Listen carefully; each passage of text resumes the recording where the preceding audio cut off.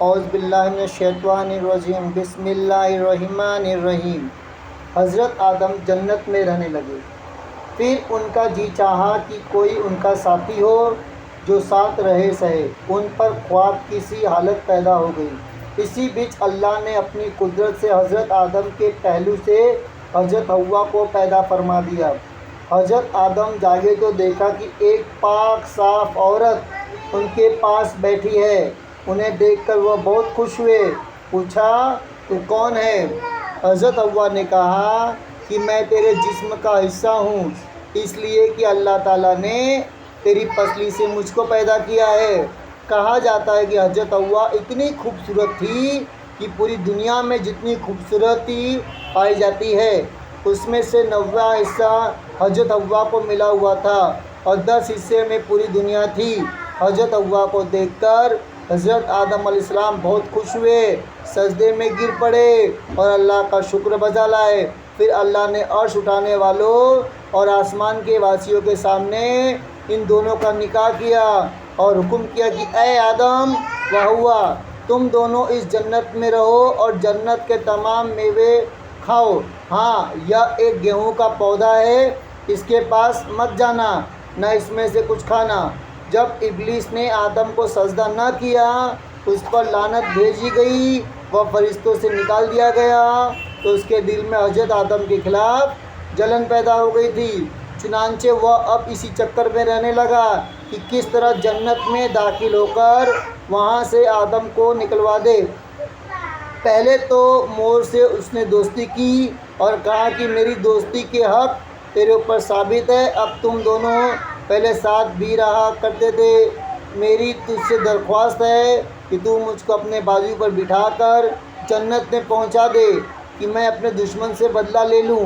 مور نے اس بات سے انکار کر دیا اور کہا کہ تو یہ بات سانپ سے کہہ۔ تب شیطان سانپ کے پاس گیا، اس پر اپنا جادو چلایا، سانپ اس کے جھانسے میں آ گیا، اس کو منہ میں لے کر جنت میں پہنچا۔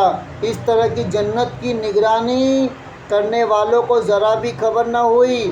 پھر اسلام حضرت آدم اور حوا کے پاس گیا اور رونا شروع کر دیا۔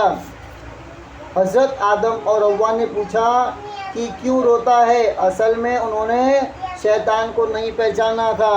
تب شیطان نے کہا، میں تم کو نصیحت کرتا ہوں، مجھ کو تمہارے حال پر رونا آتا ہے کہ تم اس جنت سے نکالے جاؤ گے اور جنت کی نعمتیں تم سے سب لے لی جائے گی اور زندگی کے مزے کے ساتھ ہی موت کے درد کو بھوگو گے۔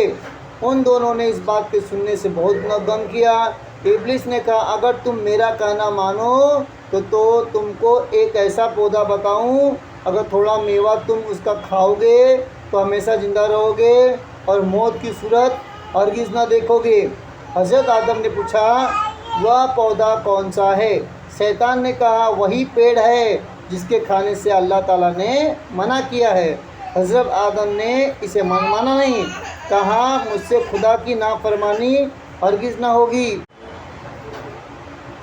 حضرت آدم نے اسے مانا نہیں، کہا مجھ سے خدا کی نافرمانی ہرگز نہ ہوگی۔ شیطان نے بار بار قسم کھائی کہ میں تمہاری بھلائی چاہنے والا ہوں، تم میری بات مانو، تو بھی حضرت آدم نے اس کی بات مان کر نہ دی۔ آخر کار وہ اٹھ کر چلے گئے۔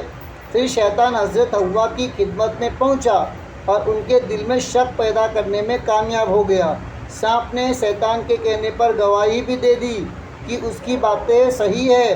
حضرت حوا نے حضرت آدم سے فرمایا کہ سانپ تو جنت کا خدمت کرنے والا ہے اور وہ بھی اس شخص یعنی شیطان کی بات کی تصدیق کر رہا ہے۔